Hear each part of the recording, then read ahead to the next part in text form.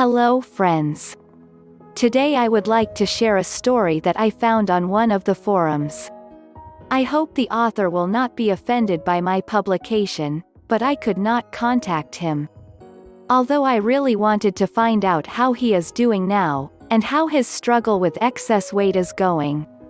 As it seemed to me, from the ending, the man gave up his diet. In general, this post is just a cry of the soul, a person who just psychologically was not ready for a diet. Or as I often write, clearly chose the wrong program. Either, like many, wants instant results. But I will again upset many, there is no magic pill. And here, clearly, the diet is uncomfortable, starvation just drives him crazy. These numbers are so important to him that he simply refuses to eat just to get a one-time result. With such a program as he chose, and there is nothing to count on a permanent result, many people think that I will lose weight and then eat again as before, but guys, it does not work. The body rebuilds, begins to panic, and at a catastrophic rate accumulates fat from almost any healthy food. Since he begins to think that the food is not clear when it will be, you need to postpone for later, in the form of fat. This is why I am talking about the harm, starvation, sharp weight fluctuations, overzealous physical activity, especially if a person has spent his entire life, in fact, without loads. You can just hurt yourself that way. For example, knees. A very weak point, they are already worn out in people who are overweight, and suddenly they just start to destroy them by running or squats in huge numbers. Before you start the story on his behalf, I want to ask you to subscribe. If you are interested in the topic of weight loss, healthy lifestyle, advise us to your friends and colleagues with the same problems. We are not engaged in sales, we try to make useful and interesting content. That's it, now the story. Allowing your week to revolve around one event generally isn't a good idea. If that one event turns sour, so does your week. When you are on a diet, your weigh-in can become that one event. If your diet is important to you, then your weigh-in will also be very important to you. A weigh-in will give you thumbs up, thumbs down, or hanging on. It is your weekly progress report. I used to feel elated when I got a thumbs up, and dejected when I got a thumbs down. Sometimes those feelings would last all week until the next weigh-in, which would either confirm the feeling or change it. Please don't make it this way for you. The weigh-in gives you feedback, and feedback is extremely important. Treat it as information and stay off the emotional roller coaster. What can you do to help yourself just before you step on the scale? Do you have any last requests? Is there anything else you can do to increase your probability of success? If you are thinking about taking fast-acting laxatives, I'll give you a few bonus points for thinking outside of the box, but please do not rely on such substances. I certainly wouldn't want to compound my problems by getting addicted to something else besides food.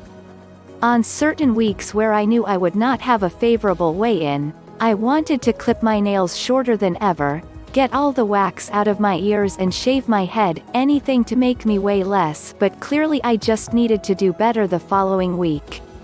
That's about all one can do. Then there were the weeks when I knew I would have a great weigh-in.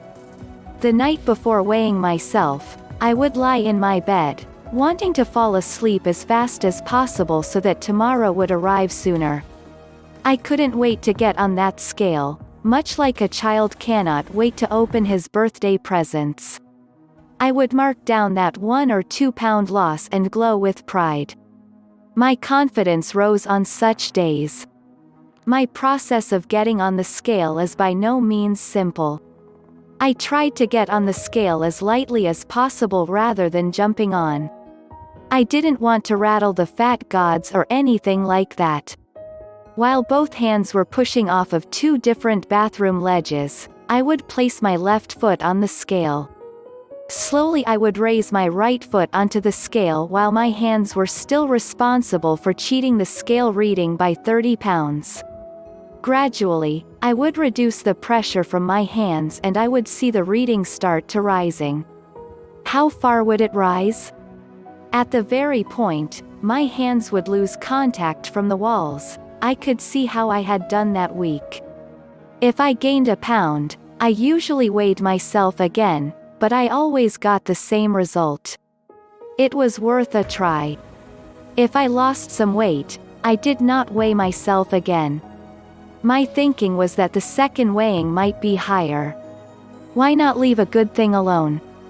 Many times before the weigh-in I used to starve myself for a day. I wanted to nail the weigh-in that badly. What would happen after the weigh-in? I would scarf down enough food for 3 people. I figured I could do this since I wouldn't have to weigh in for another 7 days. I don't think this was a good idea. Overall, it just threw me out of balance. I think it is much better to be consistent day in and day out than starving yourself 1 or 2 specific days a week. You will just end up wreaking havoc with your metabolism. Remember that it is much more important to be consistent than carefree on your diet. This doesn't mean that you can't be carefree in other areas of your life. Why not wear fancy clothes but eat simply? I hope this story was interesting to you. And it may help you if you have a similar situation. You must understand that nothing good will come of it. You just did not approach the problem correctly. We need to change the program. A healthy lifestyle, nutrition, and physical activity should become the norm for you, not a painful time trial. Except that if you have a predisposition to excess weight, only a change of lifestyle, forever, will lead you to success. Therefore, you need to approach this as a new constant in your life. For example, just forget the word elevator. Only stairs. Forget about driving to the store, which is a couple of blocks away, and etc. Remember what it is to walk in the evening. Well, eat not to remember but to discover them. By the way, they just have a great effect on the quality of sleep. Good sleep is almost 100% guarantee that the next day you will be in a great mood, and very efficient at work. This is all for today. Subscribe, comment, it is very motivating to do more video articles, and it is possible to open new categories.